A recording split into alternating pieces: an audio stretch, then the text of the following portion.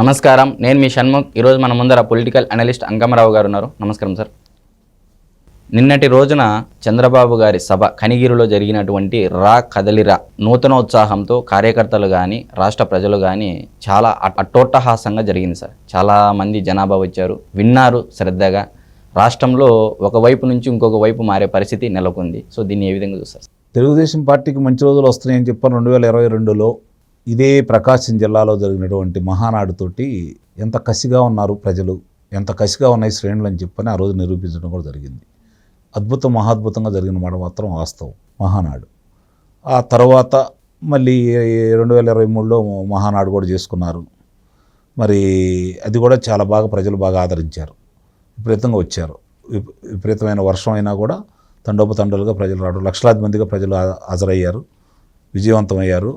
6 గ్యారంటీలు కూడా వాళ్ళు ప్రకటించడం కూడా జరిగింది. తర్వాత మొన్న జరిగినటువంటి యోగాల ముగింపు సమావేశం మళ్ళీ ఒకసారి ఆ రోజు నందమూరి తారక రామారావు గారి సభలో సమావేశాలు గుర్తు తెచ్చే విధంగా ఉత్తరాంధ్రలో, అంటే ఇవన్నీ మీకు ఎందుకు చెబుతున్నానంటే ఉత్తరాంధ్రలో ఇంకో రాజధాని అని చెప్పని ప్రకటించారు జగన్మోహన్ రెడ్డి గారు.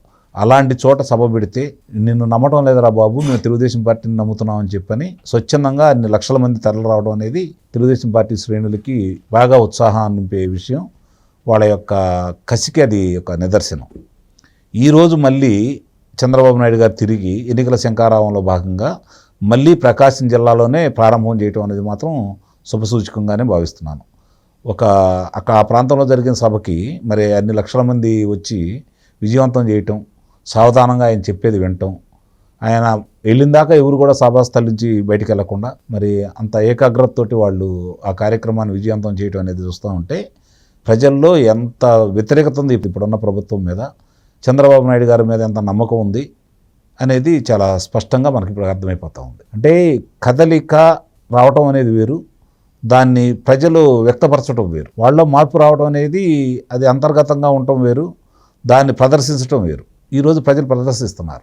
వాళ్ళు ఎక్కడా దాచుకోవట్లేదు, వాళ్ళ అసమ్మతిని దాచుకోవట్లేదు, వాళ్ళ కోపాన్ని దాచుకోవట్లేదు. అలాగే మరి చూసుకుంటా ఉంటే ఒక్కొక్క కార్యక్రమాలు ఆయన మాట్లాడిన విధానానికి ప్రతిదానికి కూడా ప్రజల స్పందన ఎలా ఉంది.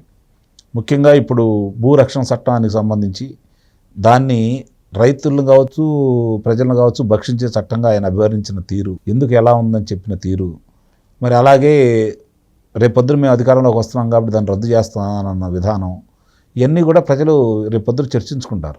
ఆయన నిన్న మాట్లాడిన ప్రతి మాట కూడా చర్చనీయాంశం అవుతుంది.